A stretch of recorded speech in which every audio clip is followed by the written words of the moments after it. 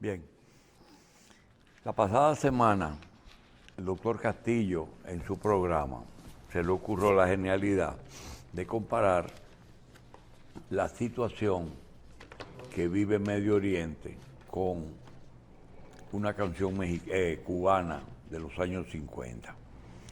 Es muy gráfico, es un pleito que ellos describen en música en que no sabe quién le dio a quién, y el doctor hizo el análisis. Y hoy que él está aquí, yo quiero decirle, doctor, el tema de Israel y Gaza, que usted lo visualiza como un conflicto que ha involucrado muchos sectores, porque tienes a Israel con un apoyo de Estados Unidos, tiene a Gaza con un apoyo ahora aparentemente de Palestina, que es Gaza, y de Irán y de los países árabes.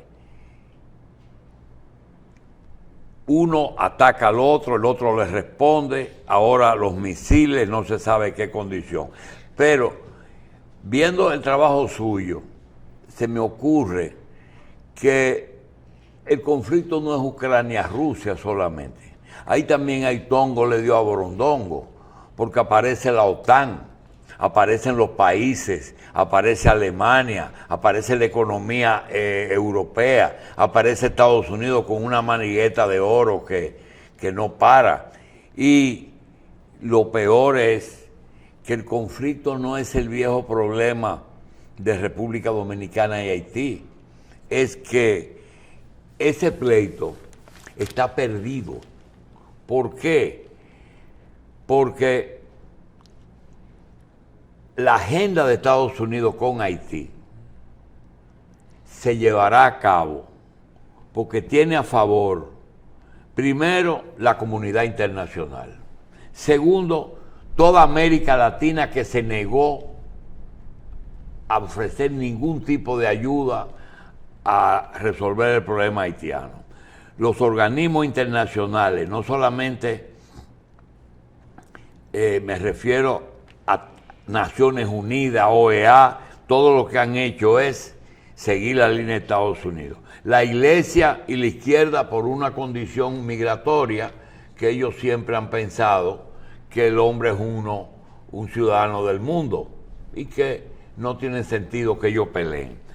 Y el brazo armado de Estados Unidos aquí, que es participación, los haitianos que viven aquí, que ya son muchos, y hay un sector que quizás se dé a conocer, no es un sector empresarial, comercial dominicano que hace negocio con Haití, sino un sector empresarial que ejecuta la agenda estadounidense y que no quiere problemas con Estados Unidos y que se han convertido hasta en empresarios que ejecutan obras en Haití, que la han parado por la crisis, pero siempre han estado de ese lado.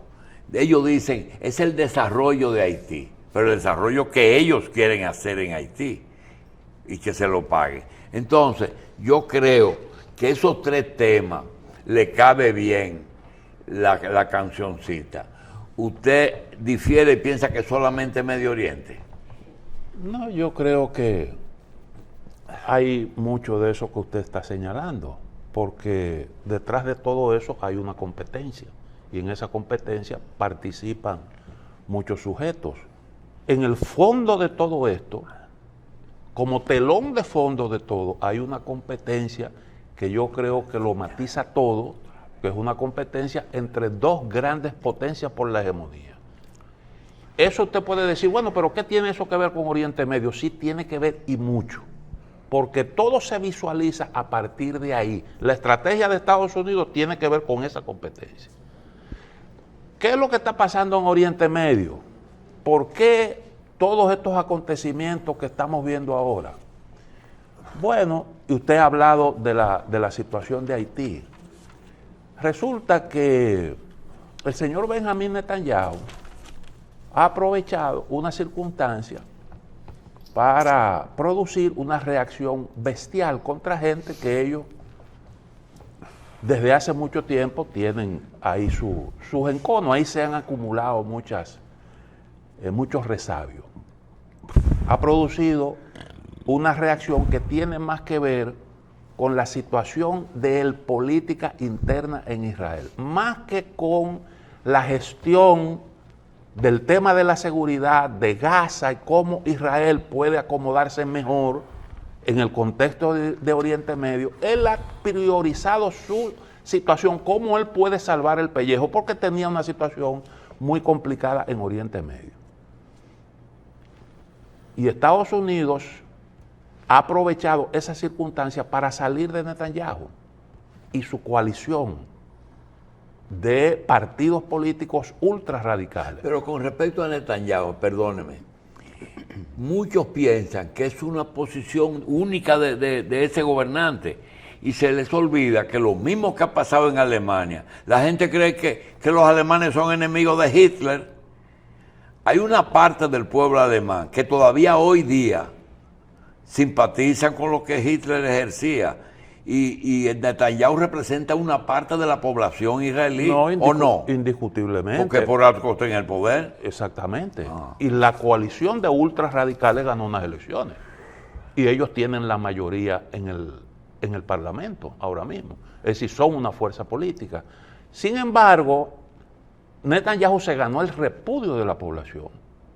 Porque él tiene un expediente por corrupción, trató de hacer una reforma judicial para asumir el control del poder judicial y eso le ocasionó el desprecio de buena parte de la población. ¿Y qué pasó? Que lo que él enarboló, que dice, pero es que quienes vienen aquí y nos atacan fue Hamás. Nosotros hemos respondido 10 veces más fuerte, pero él entiende que eso fue un instinto de conservación, es decir, una respuesta a una agresión. ¿Por qué no le han aceptado ese argumento? No, lo que pasa es que lo que ha hecho Netanyahu en Gaza es una matazón. Quiere aprovechar para extinguir no solamente Gaza, sino parece que hasta el pueblo palestino. Ahí está arrasando con todo.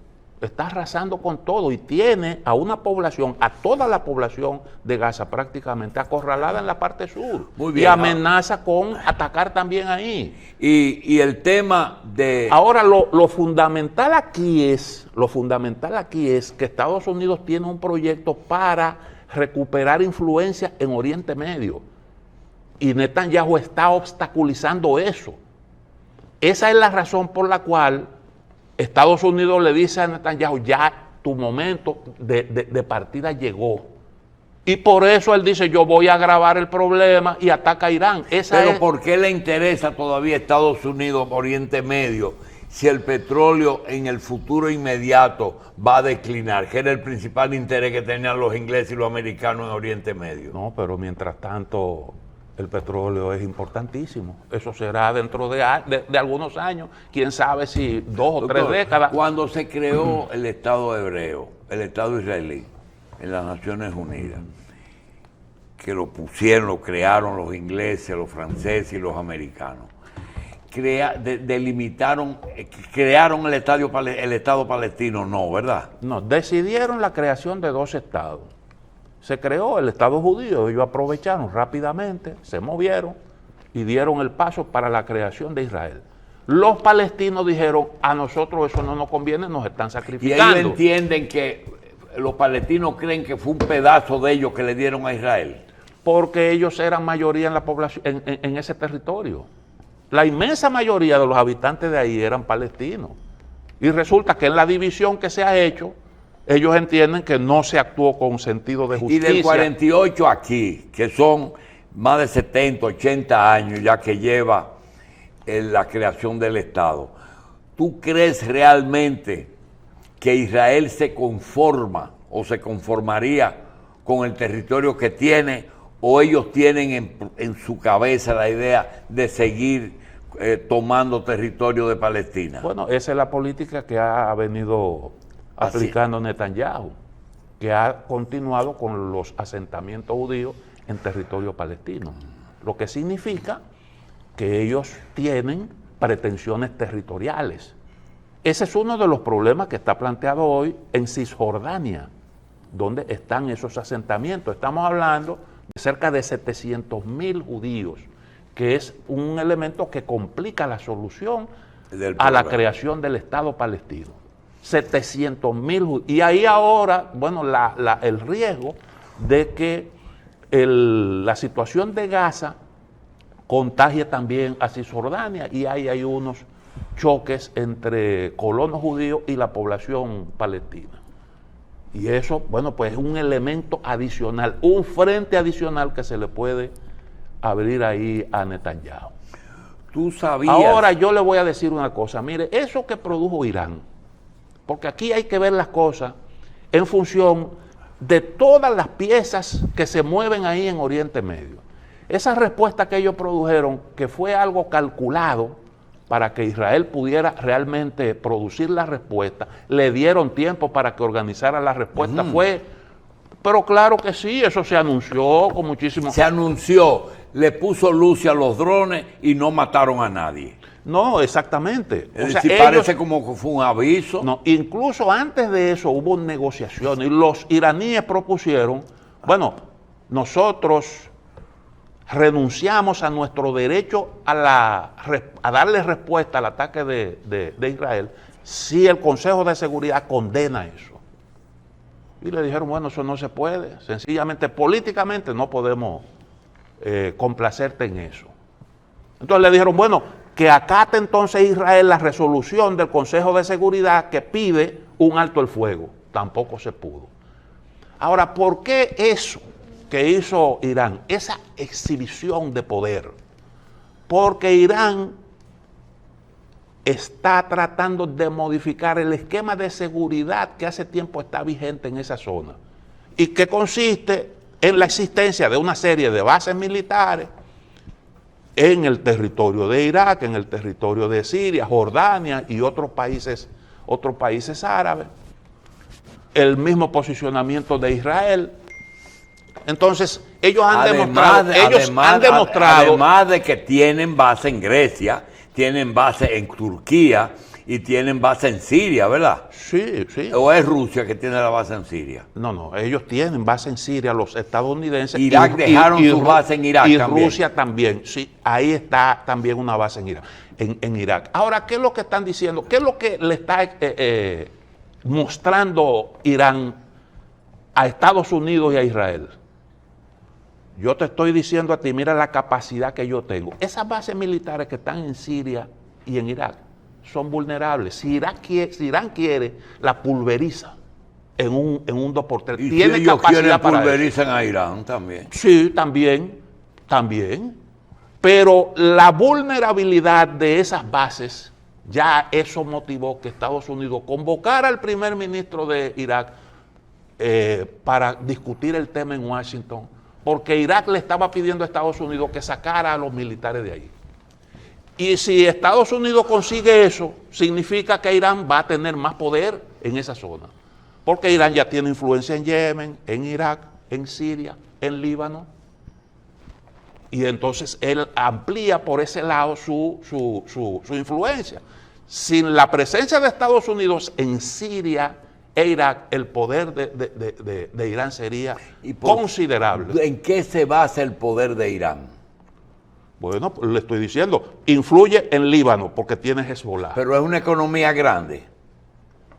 Bueno, tiene problemas económicos Irán ahora mismo por el tema de las sanciones. Hace mucho tiempo que está haciendo un esfuerzo en el plano militar, ayudando esas milicias que tienen en el territorio de Siria, en el territorio de Irak, ayudando a los yemenitas, pero estamos hablando de un país que tiene 1.500, 1.600 y tantos millones de kilómetros cuadrados. Tiene territorio y habitantes. Y 80 millones de habitantes.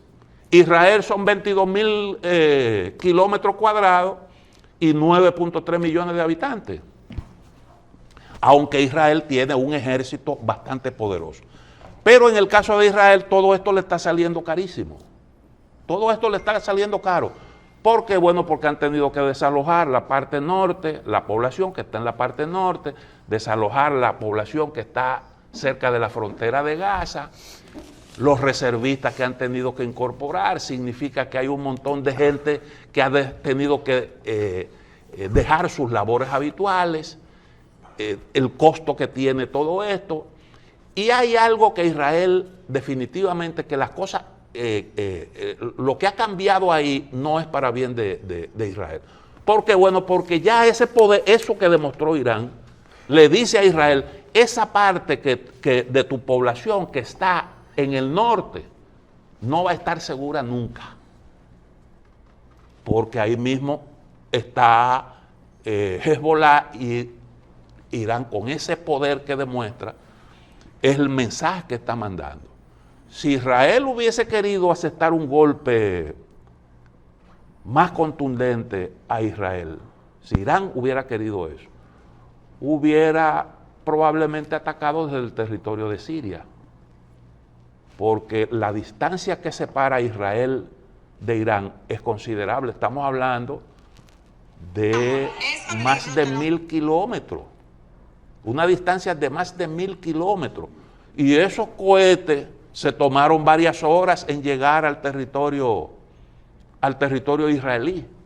Entonces, si usted ataca desde el territorio de Siria, que está ahí mismo, la posibilidad de un golpe duro es muy alta. Sí, pero también le dije que el problema no es solamente la confusión de las fuerzas que luchan en Medio Oriente, sino que tenemos en Europa y aquí mismo problemas que no se limitan a dos, sino que hay otros factores que tú en un momento no sabes quién mueve la cuna. Usted mismo nos ayudó con uno de los trabajos que justamente aparece en el Caribe de hoy y que dice así: así no se hace patria. Mientras Haití continúa su caída indetenible al infierno y a los riesgos para República Dominicana, se hace cada vez más obvio, los dominicanos estaban inmersos en un proceso electoral con resultados predecibles. En este contexto, la oposición poco le falta para acusar al gobierno de todos los males que afectan a Haití y hasta las inconductas de una nación sin instituciones, incapaz siquiera de conducirse, de conducir sus relaciones con quien comparte una isla. El gobierno, a su vez, evita al máximo el tema para que no le acusen de manipularlo políticamente. Lo que desesperadamente buscan apuntalarse, no alcanzan a ver las posibilidades, las posibles bondades de un gesto de grandeza. Así no se hace patria. Es decir, que si tú tomas el problema de aquí, no es un problema solamente dominico-haitiano, que tiene siglos, sino que tenemos unas elecciones aquí. Tenemos una oposición que ha tomado ese tema como político.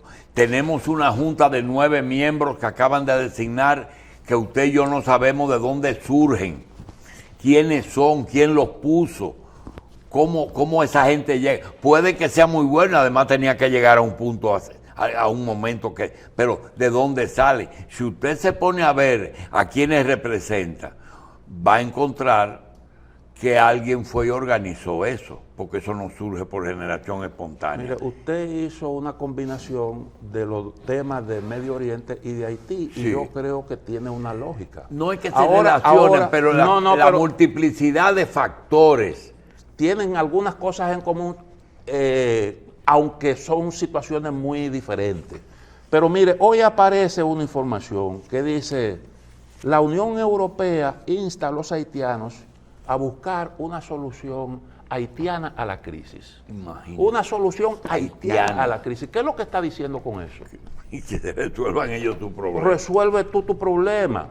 Óigame, cuando se decidió extrañar del poder al señor Ariel Henry, eso significó un cambio de enfoque con respecto a Haití. Ya eso de una misión internacional no es una prioridad nuestra. ¿Por qué? Porque la salida de Henry le puso fin a la misión de Kenia, aprobada por el Consejo de Seguridad. Esa gente que hoy conforma ese Consejo Presidencial, esa gente que hoy conforma el Consejo Presidencial, nunca estuvieron de acuerdo con la intervención. Y si usted lo coloca ahí, le asigna ese rol, es porque usted entiende que eso es lo que va. Bueno. Entonces, ese es un cambio de enfoque. Fíjese que ahora se está hablando de organizar elecciones para febrero del año que viene. ¿Qué va a salir de ahí? Un país sin instituciones, un país en donde todos los grupos políticos tienen algún tipo de vínculo con las pandillas.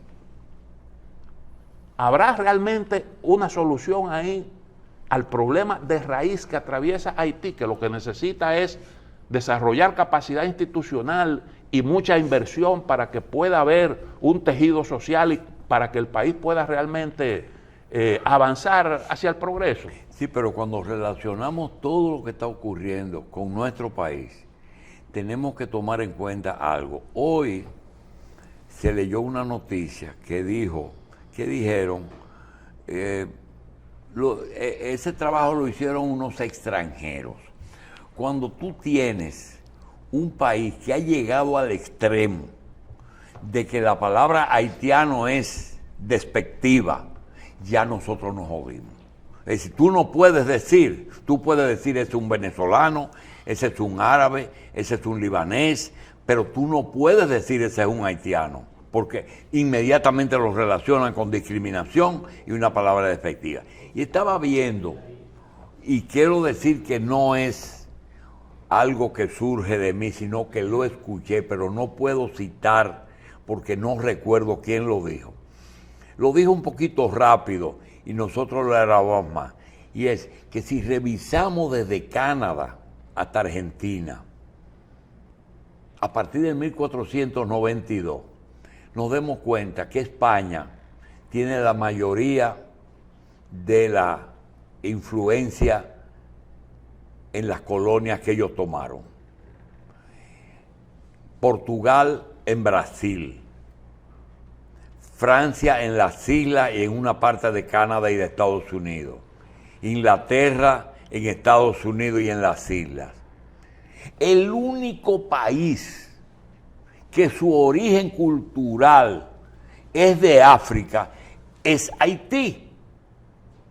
Y si revisas que no es verdad que fueron las fuerzas napoleónicas las que trajeron franceses de Francia y conformaron, y ese país estaba cuando llegaron las fuerzas napoleónicas ahí.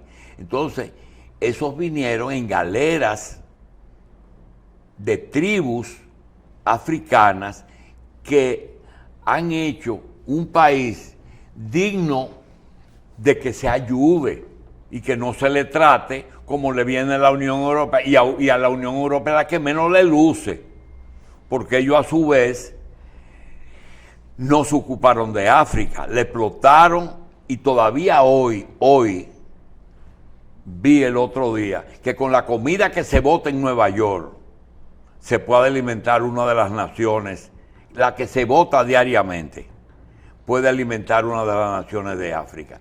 Entonces, lo de nosotros no es fácil. Si nosotros con un esfuerzo hemos llegado, con todos los problemas que tenemos, hemos llegado a donde estamos, ¿por qué nosotros tenemos que dar una reversa? ¿Por qué? Y yo lo pongo como ejemplo. A cada rato alguien que no sabe nadar se ahoga tratando de salvar a otro. Eso no lo podemos hacer. No lo podemos hacer, de tratar de salvar un país que necesita personas que sepan nadar. Y nadie más son los que ocasionaron esa situación. Porque todo el mundo sabe que Haití tuvo que comprar su independencia, comprarla con dinero. Pero ellos se hacen los locos, dicen, no, que Haití resuelva su problema y algunos dicen que lo resuelvan los de al lado, pero no se salen de la isla, que eso se resuelva aquí. Entonces, yo creo que tarde o temprano, con todas esas fuerzas en contra, nosotros, porque se impone la fuerza y ellos tienen la fuerza y no están dispuestos a ayudar. Si tú revisas cuántas invasiones, intervenciones ha tenido, la MINUSTAH fue cuando Hipólito. ¿Por qué? Porque derrocaron a un presidente. Pero ahora matan a uno y se niegan a intervenir, porque ese no es problema de ellos. Y por la coyuntura también y tú mundial. decías, todos los partidos están ligados a las bandas. No, es que las bandas son parte. Ellos debieron ser miembros del Consejo, porque quien tiene el poder y el control del país son ellos. ¿Con qué fuerza? Tendrán que uniformarlos. Tendrán que uniformarlos. Y decir, esa es la policía de aquí. Porque de otra forma nosotros vamos a tener problemas. Y no me explico por qué esa comunidad que en el 2020 propició el cambio, lo propició de dos maneras. Ayudó a hacer una gran alianza opositora para salir del PLD. ¿Por qué ahora quieren, en medio de esta campaña, en estos 30 días, 33 días faltan hoy? ¿Cuál es el interés que sea ahora? Porque si Luis Abinader estuviera en peligro de perder, está justificada la presión, pero el presidente Abinader no tiene ninguna posibilidad de perder las elecciones, pero ninguna, excepto que lo obliguen a tomar una medida como la que ellos quieren con respecto a Haití. Porque hasta la oposición tomó su rol. Ellos saben que no van a ganar. Están luchando por un segundo lugar. Pero ni siquiera ya por una segunda vuelta. Primero conseguir el 5. Porque algunos están en peligro de quedarse hasta por debajo del 5. Y segundo, de por lo menos entre los dos lograr por lo menos un 20%. Ojalá que lo saquen. Y eso se va a reflejar en el poder legislativo. Vamos a ver si aquí no ocurre que el himno sea la canción de Celia Cruz.